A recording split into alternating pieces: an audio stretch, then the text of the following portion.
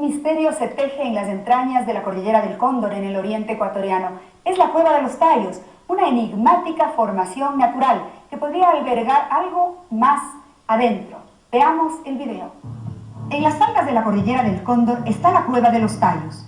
Para entrar en este sistema de túneles y gigantescas cavernas hay que descender cientos de metros en un operativo no apto para cardíacos. En 1969, el húngaro argentino, experto en cuevas, Juan Moritz, ingresó a la Cueva de los Tallos y tras permanecer ahí varios días, dejó constancia ante un notario de lo que había encontrado. He descubierto valiosos objetos de gran valor cultural e histórico para la humanidad, dijo, especialmente láminas metálicas que contienen probablemente el resumen de la historia de una civilización extinguida.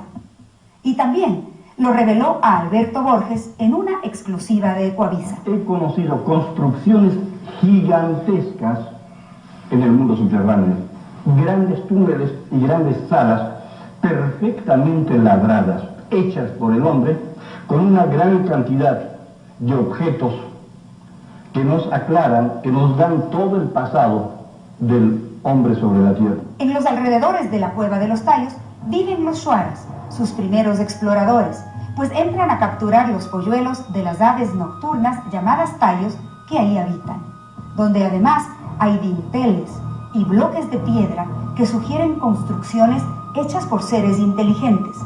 En 1976, Ecuador y Gran Bretaña realizaron una expedición conjunta de 35 días en la que participó el astronauta Neil Armstrong. Cuando él salió de la Cueva de los Tallos, dijo a la prensa que su visita al mundo subterráneo había superado su vivencia en la Luna. Hay quienes sostienen que la Cueva de los Tallos es una puerta de entrada a una civilización intraterrestre de seres que habitan en las profundidades y que podrían pertenecer a otras dimensiones del cosmos. Una expedición acaba de llegar de este enigmático lugar, asegurando haber contactado a estos habitantes, quienes les habrían revelado importantes mensajes. Justamente hoy hemos invitado al jefe de esa expedición, Rafael Calderón. Bienvenido, Rafael. ¿Cómo estás? Un gusto, venga. Buenas noches. Siéntate. Gracias. Siéntate, Rafael, y muchas gracias por venir. Hemos visto algo en el video introductorio, un mundo enigmático que estaría ahí adentro, no solo revelado en piezas metálicas que alguna vez se descubrieron y se dejó constancia de eso, según las actas, sino también seres. ¿Qué es lo que hay en la Cueva de los Tallos? Bueno, el enigma de la Cueva de los Tallos comienza hace muchos años, ¿no? Con Juan Moritz en el año 65, cuando llega al Ecuador y contacta con los indios shuaras que hablaban un lenguaje antiguo por él investigado que era el magiar, la cultura magiar en Europa, en Hungría. Entonces, él se contacta con los shuaras y ellos hablaban ese mismo lenguaje y él les habló de que existía una leyenda en la cultura magiar de que pues existe unas galerías subterráneas donde existirían planchas metálicas que estarían grabadas la historia de la humanidad. Los shuaras le dijeron que sí, que era verdad, y le llevaron a estas galerías y las descubrió. Él regresó de esta expedición en el año 65 e hizo una acta pública que pudimos ver, que se mencionó, se entrevistó con el presidente de Argentina, se entrevistó con el presidente ecuatoriano Velasco Ibarra, y quiso hacer una expedición para poder dar a conocer al mundo este descubrimiento, pero lamentablemente nunca se dieron los requisitos ideales para que este descubrimiento pueda ser dado, ya que él exigía que no se saque absolutamente nada de este lugar, ya que él quería que sea un museo en sitio y no se pueda sacar nada. Es decir, eso estaría ahí adentro. Permanece ahí todavía. Ahora, yo creo que por factor tiempo, creo que hay algo muy importante que creo que hay que transmitirlo. En esta expedición me has contado que han tenido algunos mensajes. Así es. Cuéntanos un poquito sobre todo la esencia del mensaje que ustedes recibieron, que es importante y de dónde viene. Así es, nosotros desde el año 93 venimos visitando la Cueva de los Tallos. Estuve en el año 93, en el año 2000, 2002 y 2008, en 2010, que acabo de regresar recientemente, y hemos verificado que la historia de Juan Moritz es real, que realmente existe esa biblioteca metálica, y es más, existiría una civilización viviendo ahí abajo en el mundo subterráneo. Hace 12.000 años había habido una mega catástrofe en nuestro mundo, una inundación que general que se le conoce a través de los mitos y leyendas como el diluvio universal. Una civilización que existió antes, que se llamaban los Atlantes, pues para refugiarse y sobrevivir de esta inundación se metieron en el mundo subterráneo, en la cueva de los tallos, y permanecen ahí. Pero ustedes han tomado contacto con esta civilización, Hemos ha habido un tomado- contacto humano. Hemos tenido un contacto con estos habitantes que habitan ahí, y no solo ellos, sino existen otros tipos de habitantes que no son originarios de la Tierra, sino que vienen fuera de la Tierra. ¿Y ¿Pero ustedes qué te dicen? O sea, Ellos, ¿cuál es el mensaje? ellos nos dicen que está grabado ahí en el mundo subterráneo la verdadera historia de la humanidad, una historia que todos desconocemos y que ha llegado el momento que todos sepamos esa historia. ¿Y qué es ¿Cuáles lo son que tenemos que nuestros saber? orígenes? ¿Qué es lo que tenemos que saber? ¿Cuál es ese mensaje tan trascendente que ustedes dicen haber Que recibido? estamos relacionados con los seres del cosmos y que ellos sembraron la vida aquí en la Tierra, que pronto vamos a descubrir todo esto, que el eslabón perdido de la humanidad justamente es el eslabón extraterrestre, y que va a venir un gran cambio. Estamos enfrentando como civilización una gran transformación que se va a concretar, como dicen las profecías mayas, en el año 2012. ¿Y Pero en qué hay que- consiste ese gran cambio? Ese despertar que se habla de una nueva conciencia, ¿es eso? Así es. Vamos todos a surgir de una nueva conciencia. Vamos a salir de una especie como de adormecimiento general que todos estamos viviendo, sumidos en crisis sociales, crisis económicas, crisis políticas, y vamos a despertar una potencialidad interna que ya algunos hablan y estudian, como por ejemplo la percepción extrasensorial. Vamos a volvernos telépatas, vamos a volvernos clarividentes, vamos a poder ver el futuro, vamos a poder leernos la mente. Y si que todos nosotros logramos activar esa conciencia y salir de ese adormecimiento general, vamos a vivir en un mundo totalmente diferente. Rafael, esta gente extraordinaria que ha tomado contacto contigo, ¿dónde está? ¿Has traído a alguien aquí para conocerlos? No, pues están viviendo en el mundo ¿Por subterráneo. qué no suben? Porque ellos piensan que es mejor por el momento guardar las distancias y contactar con algunas personas, avisar de que ellos Pero te das existen cuenta y preparar el plano, de la preparar. duda que se crea de la existencia de este pueblo en el momento en que no podemos verlos ni conversar con ellos. Sí, pero ya estamos nosotros creando un puente que comience a generar la comunicación con ellos. Ese es el ¿A qué se propósito. debe esto del cambio en la conciencia que viene en el 2012? Porque tanta publicidad que se le ha hecho, ¿a qué Así se es. debe? ¿Qué está sucediendo en el cosmos que nos afecta a Los nosotros? mayas anunciaron de que a partir del año 74 llegaría una energía desde el sol central de la galaxia que ellos llamaban el Hunahpu. La NASA acaba de liberar una información que sostiene que el cambio climático que está ocurriendo no es producto por la quema de combustibles fósiles, sino que hay una radiación que está llegando desde el centro de la galaxia y que está generando un cambio, una mutación en todo el planeta, y no solo la Tierra, sino que todos los demás planetas están calentándose. ¿Y de qué manera eso afecta el desarrollo de la conciencia del ser humano? El campo magnético de la Tierra está siendo alterado, elevando su vibración, y eso nos está afectando a nosotros también. Nosotros estamos viviendo un proceso de mutación y se han descubierto que niños están despertando una tercera hélice en su ADN, y son niños que les llaman índigos cristal, que tienen unas capacidades pero impresionantes. Se acuerdan de sus vidas anteriores, pueden comunicarse con la gente telepáticamente, pueden mover objetos, hacen cosas maravillosas. Estos seres intraterrestres, contactados además con seres extraterrestres, ¿cómo son? ¿Cómo se les presentaron a ustedes? ¿A qué se parece? Existen en los mitos shuaras la mención de estos seres, ¿no? Ellos hablan de los Unkis, de los Nunkis, de los Ibians y de Arutan, gente que habita el mundo subterráneo. El aspecto que tienen unos son pequeños, con más o menos unos 90 centímetros de estatura, otros más o menos de unos 80 de estatura, y hay unos gigantes que miden entre 2 metros a 2 metros 50. ¿Y los has visto a todos? ¿Ah? ¿Has visto a todos? ¿Has tomado Yo he contacto podido con ver, todos? entrar en contacto con estos seres pequeñitos, ¿no? Y también he visto una manifestación de estos seres que es a través de unas esferas de luz. Algo increíble, insólito, ni yo mismo lo puedo creer, pero lo vivimos. No, yo no puedo creer. Y no solo nosotros, sino que estuvo con nosotros los Shuaras, inclusive ese José San, que es un comando del ejército ecuatoriano. Oiga, el Él padre también Crespi había tenido apareció eso, ¿se y encuentra? Se lo robaron. El padre Crespi había tenido esas planchitas metálicas y es. desaparecieron. ¿Cómo sería?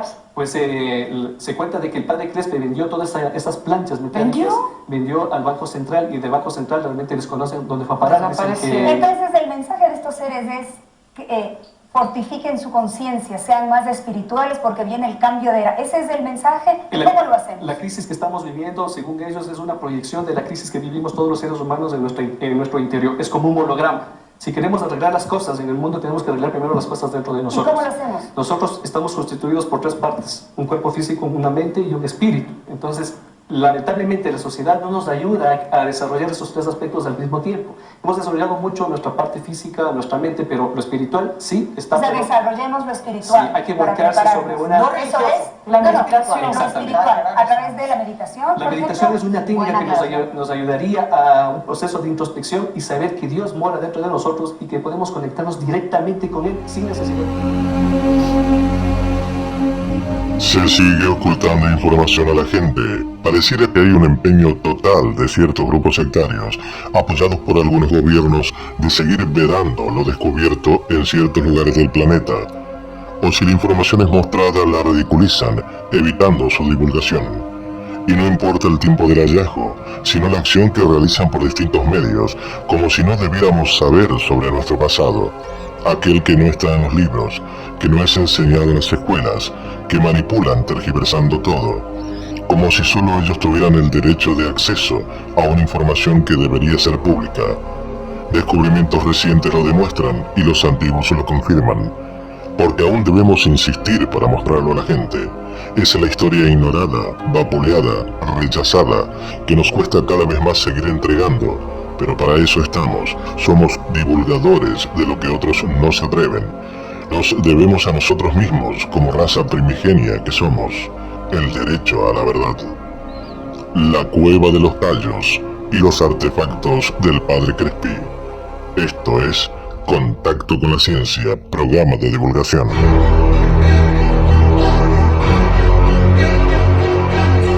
Esta enigmática cueva, localizada en Ecuador, constituye un auténtico enigma, ya que de ser ciertas las hipótesis que se barajan sobre ella, nos obligarían no solo a reescribir algunos renglones de la historia de la humanidad, sino a hacer un borrón total y empezar de nuevo. Comenzando, hay que decir que a esta cueva le salen varios imitadores en el lugar, ya que existen decenas de cuevas a las que se puede entrar fácilmente, y sobre las que los guías van a decirte que están en la auténtica cueva de los tallos. Sin embargo, la verdadera cueva resulta inaccesible para los visitantes normales y corrientes. Para poder llegar hasta ella son necesarios varios días de camino por el bosque. Hay que hacer uso de tirolesas oxidadas, montar en mulas que los llevarán por caminos inaccesibles, o si es posible contratar una avioneta privada para poder evitar así dichos obstáculos. Una vez en la cueva, uno se ve obligado a realizar en primer descenso de 80 metros seguido de otro de 20, en total 100 metros que equivalen a descender a la altura de un edificio de 30 pisos. Además, habría que contar con la ayuda de la tribu de los Shuar, también conocida como jíbaros, los cuales no se muestran muy amistosos con los investigadores, pues entienden que dicho patrimonio les pertenece y que la gente se enriquece de ello a su costa. Según el investigador español Juan José Revenga, dicha cueva fue utilizada como refugio durante la conocida glaciación de Wisconsin, ocurrida hace entre 48.000 y 12.000 años, lo que nos obliga a aceptar que fue habitada por una cultura muy anterior a la egipcia o a Mesopotamia. En dicho caso también habría que modificar la llegada del Homo sapiens al continente americano a través del estrecho de Bering, puesto que oficialmente los primeros paleoamericanos se adentraron en el continente durante la última glaciación, lo que habría permitido el paso hacia el Nuevo Mundo a través de dicho estrecho, una migración que se habría producido hace entre 14.000 y 13.000 años. Todo lo anterior nos obliga a plantearnos si hubo otra evolución paralela en América similar al que se produjo en África. Pero la principal objeción a esta hipótesis radica en que en América no existieron grandes simios que evolucionasen hasta dar lugar al ser humano, lo que hace que las incógnitas se multipliquen mucho más. El astronauta Neil Armstrong, tras regresar de la Luna, lo primero que hizo fue visitar la cueva. ¿Qué fue lo que le motivó para movilizar a tanta gente? Dicha expedición se desarrolló en 1976 e incluyó a personajes importantes de la arqueología e investigación de entonces, participando en ella incluso el ejército ecuatoriano. Los expertos y aventureros, que sumaban en total un equipo de 120 personas, llevaron a cabo una exploración detallada de la cueva que duró aproximadamente una semana. Investigadores británicos extrajeron 4 cajones de madera sellados de gran tamaño, sin mostrar su contenido a la tribu Shuar, acabando este episodio, según relata el investigador español Revenga, a tiros entre los nativos y la expedición inglesa. El sacerdote salesiano Carlos Crespi Croce tuvo conocimiento de la cueva de los tallos desde la década de 1920, debido a la realización de un documental sobre Shuar en 1927, Los miembros de dicha cultura nativa le regalaron una serie de piezas en agradecimiento y estas fueron guardadas en el Museo Privado de Carlos Crespi de Cuenca, Ecuador.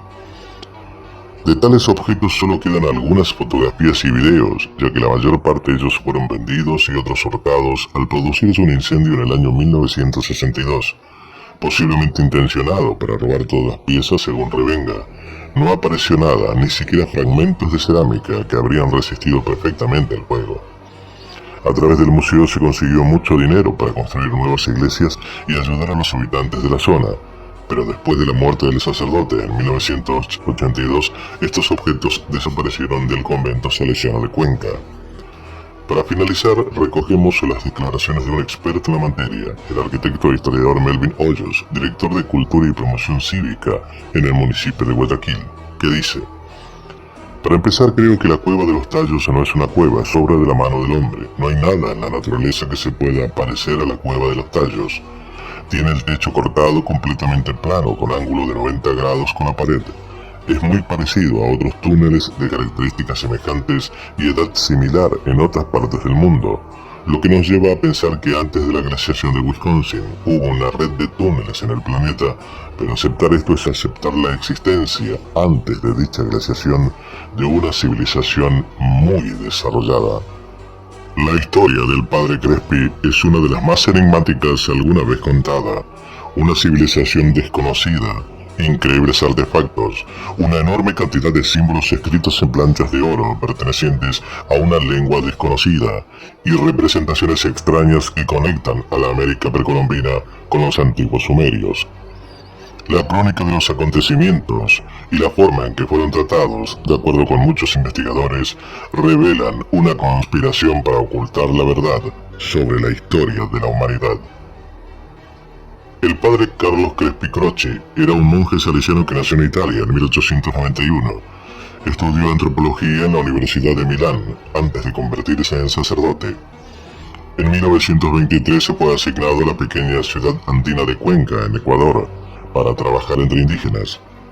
Fue ahí donde dedicó 59 años de su vida a obras de caridad hasta su muerte en 1982. El padre Crespi es conocido por multitud de talentos. Fue un educador, antropólogo, botánico, artista, explorador, director de fotografía y músico, así como sus intensos esfuerzos humanitarios en Ecuador, en la que estableció un orfanato con medios de educación, con la asistencia a los empobrecidos, dio comida y dinero y se preocupaba mucho por el pueblo. Caminaba por la ciudad de Cuenca. Está claro que Crespi se ganó los corazones de las personas. Hoy, una estatua de él ayudando a un niño joven permanece en la plaza frente a la iglesia de María Auxiliadora, y la población local con edad suficiente como para verlo conocido comparten historias sobre sus intensos esfuerzos de caridad. El Ayuntamiento de Cuenca ha estado trabajando con el Vaticano durante años para tener al padre Crespi reconocido como un santo, pero su fama y todo lo que se cuestiona aún sobre sus investigaciones le impiden hacerlo.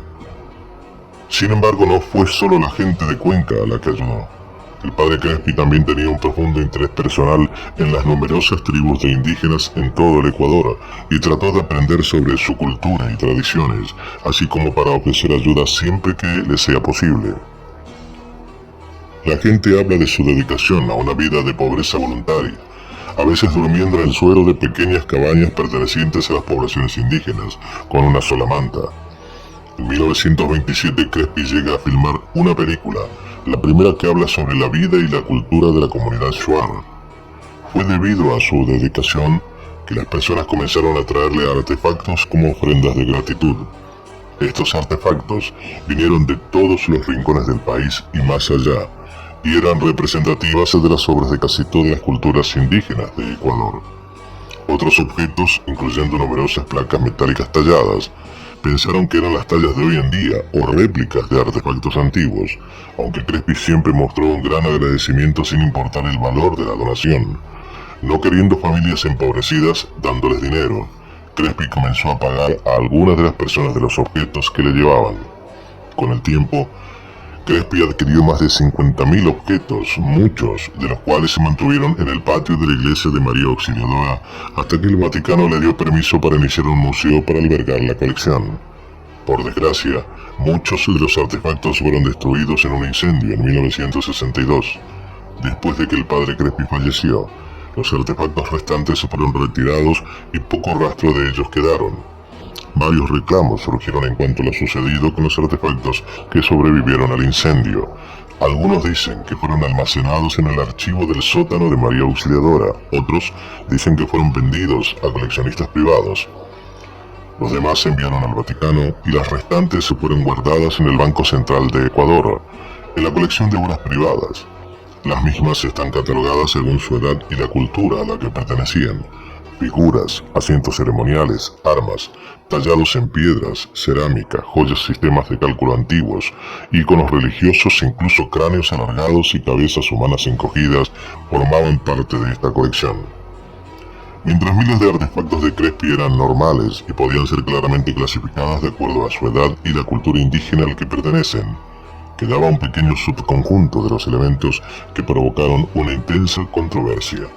Algunos de los artefactos eran de Babilonia en el estilo, otros parecen haber sido tallados en oro con motivos extraños y símbolos que no se parecen a los objetos de cualquier cultura sudamericana.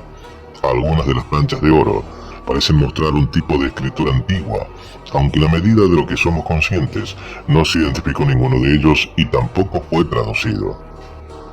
Richard Whitgate, un explorador con sede en Florida y escritor, visitó al padre Crespi entre mediados y finales de la década de 1970 y fotografió la amplia colección de artefactos. Él afirmaba: en un cobertizo polvoriento, agobiante en el porche lateral de la iglesia de María Auxiliadora en Cuenca, Ecuador, se encuentra el más valioso tesoro arqueológico en la tierra. El valor del oro deslumbrante, más de $1 millón se almacena allí, y mucha plata. Sin embargo, el valor de la moneda de este tesoro olvidado no es su valor capital. Hay artefactos antiguos identificados como asirio, egipcio, chino, africano, y tan perfecta en mano de obra y la belleza que cualquier director de un museo los consideraría adquisiciones de primera clase. Este tesoro es la colección más extraña de objetos arqueológicos antiguos en existencia. Su valor reside en las cuestiones históricas que plantea y exige respuestas. Sin embargo, es desconocido para los historiadores y deliberadamente desatendidas en las revistas de la arqueología ortodoxa. Texto compilado por Glenn W. Chapman en 1998. Wingate publicaría un libro sobre sus investigaciones titulado Atlantis in the Amazon, Lost Technology and the Secrets of the Crespi Treasure. Atlántida en el Amazonas, tecnologías perdidas y los secretos del tesoro de Crespi, dando su postura acerca del origen sobre estos artefactos increíbles.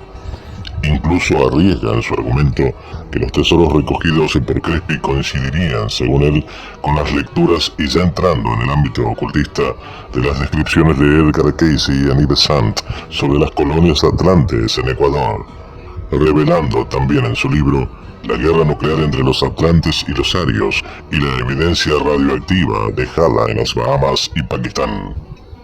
También existe un video que muestra al padre Crespi con los artefactos más controvertidos. Aún se puede ver en internet, donde el propio padre dice que esos artefactos no procedían de Ecuador sino de Babilonia.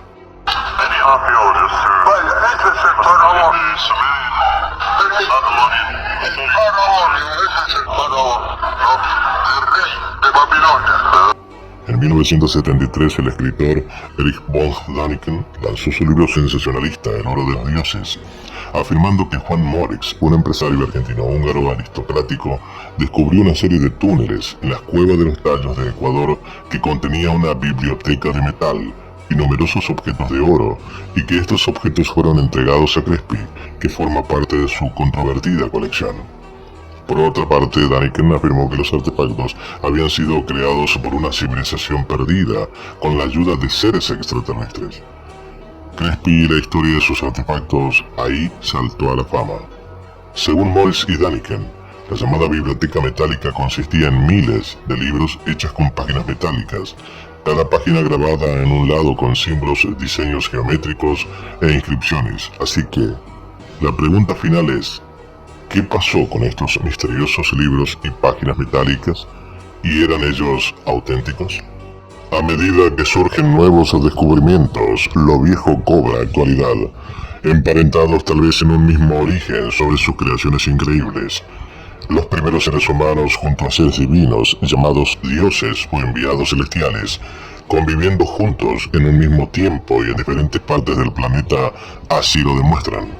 Quienes se los hicieron a imagen y semejanza, enseñándoles cómo manejarse diariamente, entrenándolos en una tecnología perdida que ayudó a semejantes construcciones y artefactos.